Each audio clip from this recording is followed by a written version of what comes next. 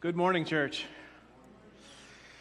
We are on a series that I'm calling The Great I Am, because we are looking at the 7 I Am statements that Jesus makes in the Gospel of John. We got at least 6 of them here on the walls that I believe Terry made a few years ago, and glad to have them as reminders. We're on this one right here.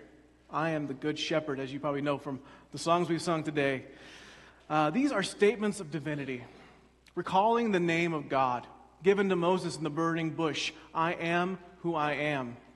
But they're also mission statements, describing the work that God is accomplishing through Jesus. Last week, Josh Markham, he preached on the I am statement in John 10, I am the gate.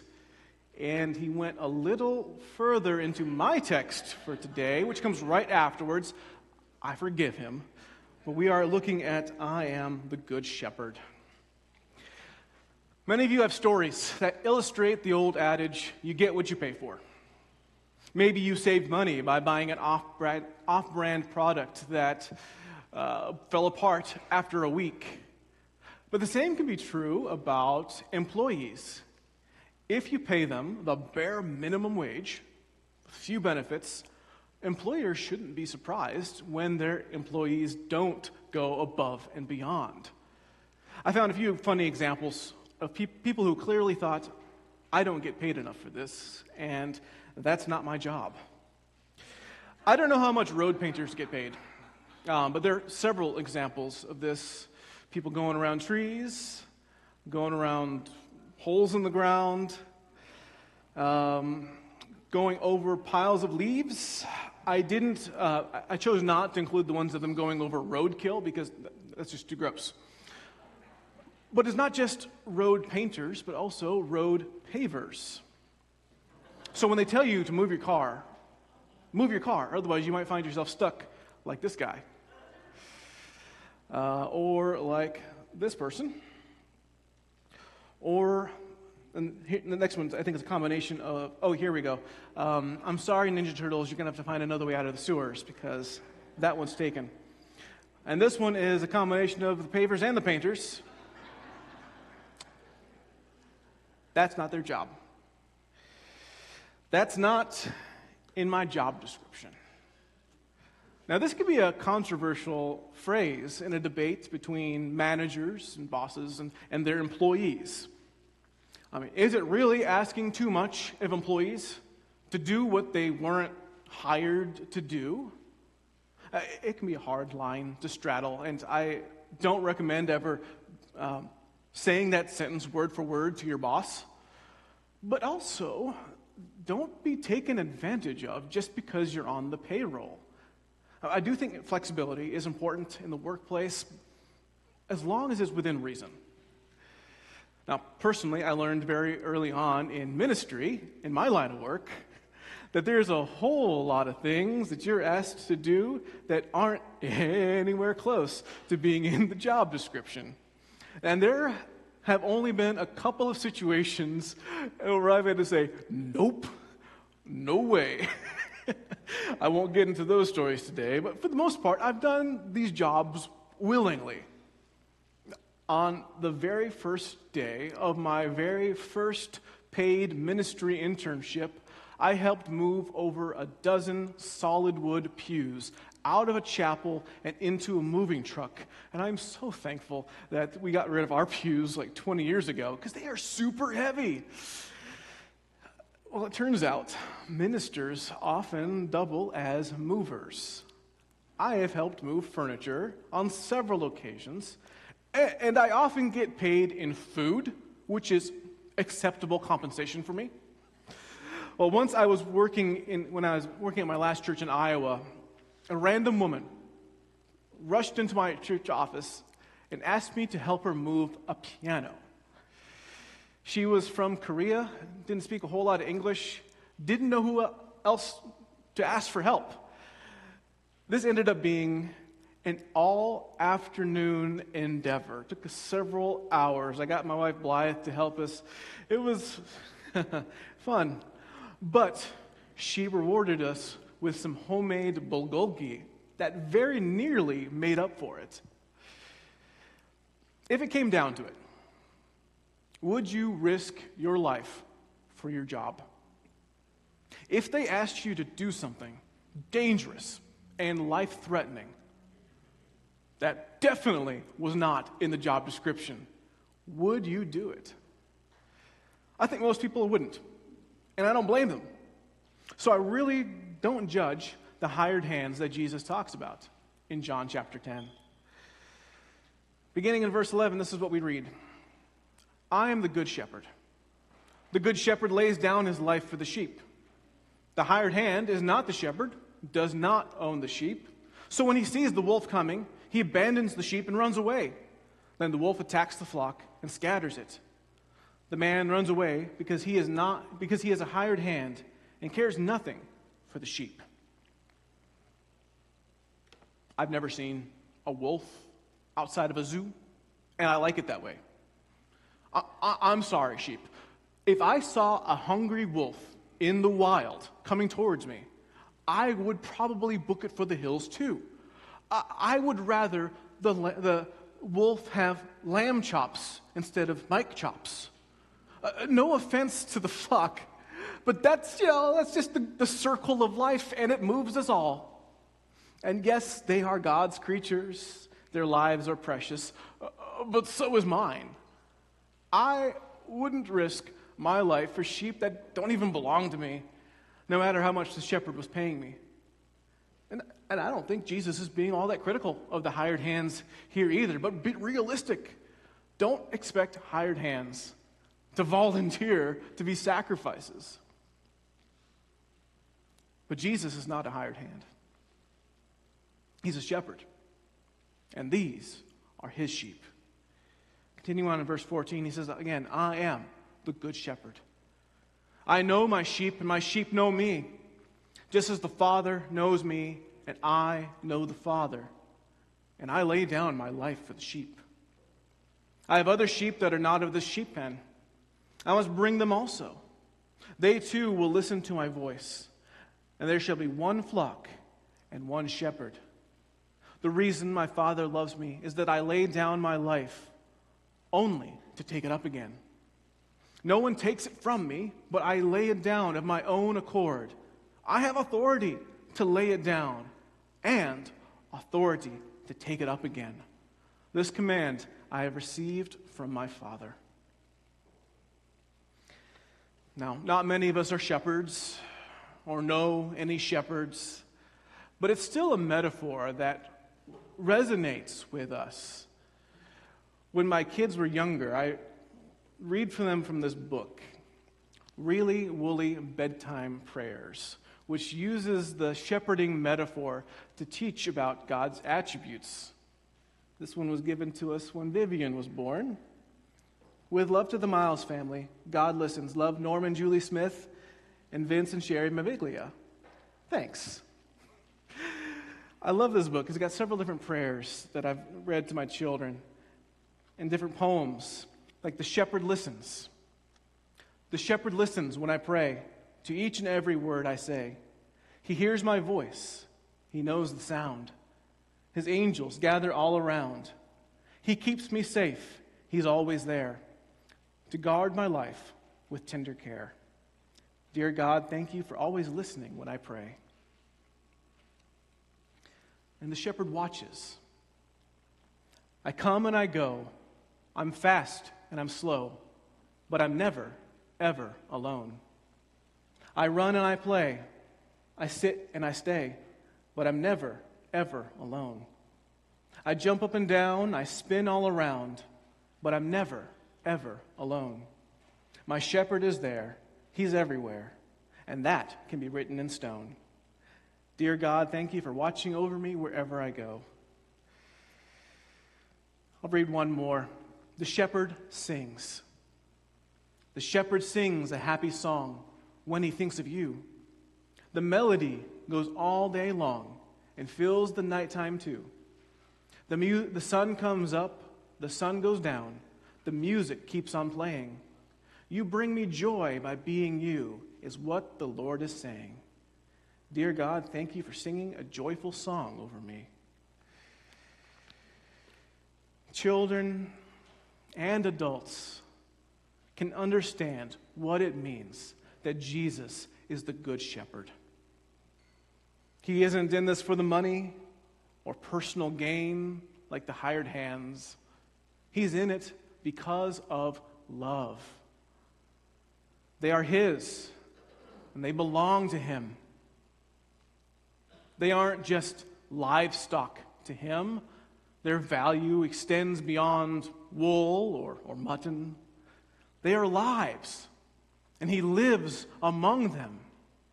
And He can tell them apart. He knows their names. He's given them names. He knows their personalities, their quirks. And not only that, but they know Him. The sheep know His voice, and they trust Him because the Good Shepherd cares. And the Good Shepherd loves, which is why He was willing to suffer and sacrifice for His sheep. And it's not just the love between the shepherd and the sheep seen here, but the love between God the Father and Jesus. Their loving divine relationship is the foundation for the relationship between Jesus and humanity. The Father loves how much Jesus loves the flock, enough to willingly lay down His life. No one's forcing or coercing Him to do this. The authority is His to lay down His life, as well as the authority to take it back up again in resurrection. Through it all, the Good Shepherd is there for His flock. And in all of this, Jesus is going well above and beyond, far past what's in the job description. In fact, I want to take a closer look at what Jesus said in verse 16, because I think it's really significant, and we might miss this point. I have other sheep that are not of this sheep pen, and I must bring them also. They too will listen to my voice, and there shall be one flock and one shepherd. See, it was great enough that the shepherd loves this flock, but wait, there's more. There are other sheep that these sheep don't even know about, but the shepherd does. And guess what? The shepherd loves them too.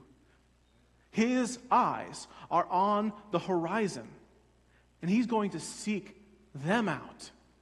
Find them where they are and bring them to the others, where they're going to make the flock even bigger and better. See, Christians love the imagery of Jesus, the Good Shepherd, loving His flock. But for most of us, that's not us. We're Gentiles, not Jews descended from Abraham or from the shepherd king David. We are the sheep not of the sheep pen. We are the other sheep. But the good news for us is that the gospel message is a gospel of inclusion. That there is room for us. Which is good news because we are many. There's billions of us. It's going to be one gigantic flock. I mean, just wait until the current flock finds out. They are going to be super thrilled, aren't they? Well, we know that not all of them were, especially the Pharisees. Now, right after Jesus said all of this, John 10:19 says that the Jews were divided. Many said that He was demon-possessed and raving mad. But the idea of a shepherd seeking out and pursuing lost sheep is one that we see throughout the entire Bible. Not just in the words of Jesus, like the parable of the shepherd leaving the 99 to find the one lost sheep. Even in the Old Testament, one of the most extensive shepherd texts is Ezekiel 34. Beginning in verse 11, we read, For this is what the sovereign Lord says: I myself will search for my sheep and look after them. As a shepherd looks after his scattered flock when he is with them, so will I look after my sheep. I will rescue them from all the places where they were scattered on a day of clouds and darkness. I will bring them out from the nations and gather them from the countries, and I will bring them into their own land. I will pasture them on the mountains of Israel, in the ravines, in all the settlements in the land. I will tend them in a good pasture, and the mountain heights of Israel will be their grazing land. There they will lie down in good grazing land, and they will feed in a rich pasture on the mountains of Israel. And I myself will tend my sheep and have them lie down, declares the sovereign Lord. I will search for the lost and bring back the strays. I will bind up the injured and strengthen the weak, but the sleek and the strong I will destroy. I will shepherd the flock with justice. For Ezekiel, this was good news that God's people clung to for generations. And that which Ezekiel prophesied is exactly what Jesus came to fulfill and do. He went to bring back the lost sheep of Israel who had been scattered among the wilds of the world in exile. But Jesus' mission wasn't just to seek out and return them, but to bring us Gentiles into the flock too. Now, that likely would have surprised Ezekiel and his original audience, just as it surprised the Jews of Jesus' day, thinking, oh, that wasn't in the Messiah's job description.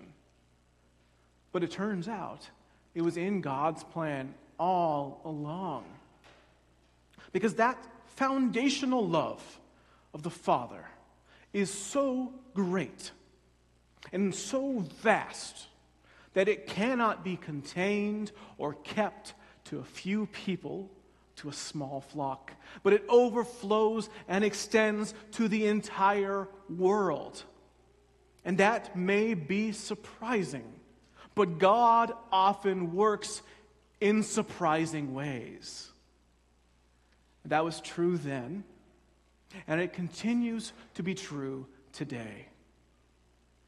We are part of the great flock now, and we should be grateful for the comfort and protection and the love that we enjoy under the watch of the Good Shepherd. But when we see that the shepherd's eyes are on the horizon again, we need to be prepared and excited for the flock to grow. And don't be surprised if it includes people that we don't expect, because maybe they're very different from us. And yet we must embrace the new other sheep and welcome them with joy. I'd like to share what I read in a commentary by Gary M. Burge. He writes, when the body of Christ, or the flock of Jesus, embraces these other sheep, remarkable things happen. As a modern interpreter, I need to wrestle with the identity of these sheep for the church in which I live. Who lives on the margin of my world? Recently, I had the privilege of speaking at a week-long family camp for a large urban Presbyterian church in Illinois. There, I witnessed sights of diversity and wonder as the other sheep of Christ were invited into full participation. The elderly, the socially awkward, young children, blue collar and white collar, each had a place at the table. Imagine observing the camp's talent show filled with music and song, including a mentally impaired man's performance of Jesus Loves Me. Then imagine as the congregation, whose love for this man is tangible, begins to sing with him as he forgets the words. He may be one of the other sheep. Or imagine a sock hop one evening where on the dance floor I watched little children, seniors, and regular middle-aged couples dancing to Patsy Cline. Then I observe one more miracle of the flock. A dancer sweeps over and takes the wheelchair of a young woman who last year lost both legs in a car wreck, and she dances with her hands and her wheels. She, too, is one of the other sheep. Another young woman takes the hand of a mentally impaired gentleman and draws him in, and he dances and laughs with glee. He, too, is a part of this flock. One more of Jesus' other sheep. I lean over to the pastor of the church and I comment, you don't see a sight like this in the world. This is the kingdom of God. Yes, he remarks, it is amazing. This is the peaceable kingdom. What Gary Burge describes are scenes that we know. For they're found all throughout the world, for it is the work of a God in a million different places. Wherever there are sheep, there too is the great shepherd. And we see stories like this here. And we testify to God's work among us as well. God is making one flock out of many.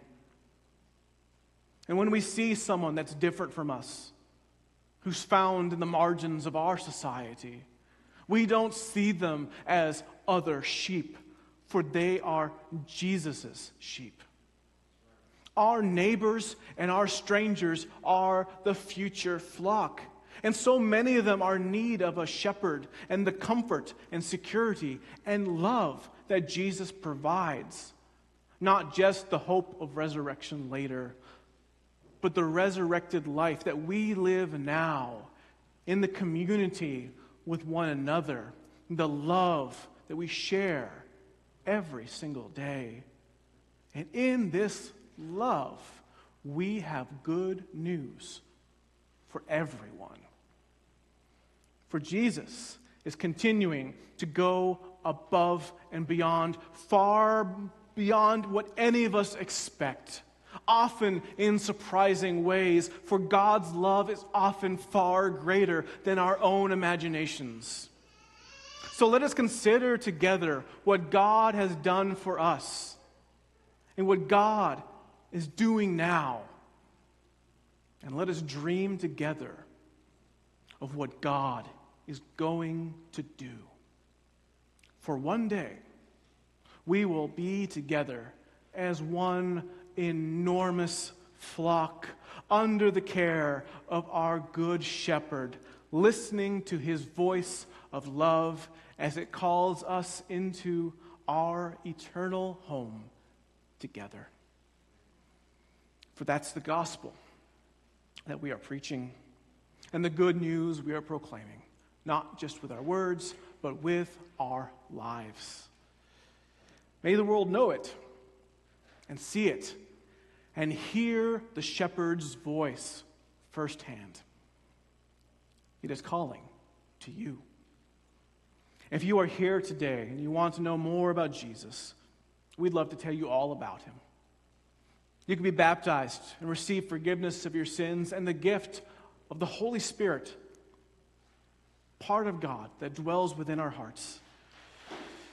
And by the Spirit, which is continually at work in us, we share that you are not alone. We are here for one another. And if you are struggling, and if you are in need of prayer or encouragement or a listening ear, you are not alone. You can find me, one of our shepherds, one of our Stephen ministers. We'll pray for you right now. Any of us here at any time. If God can minister to you through us, let us know. And in all things, may God and God alone receive all glory and honor and praise. Amen.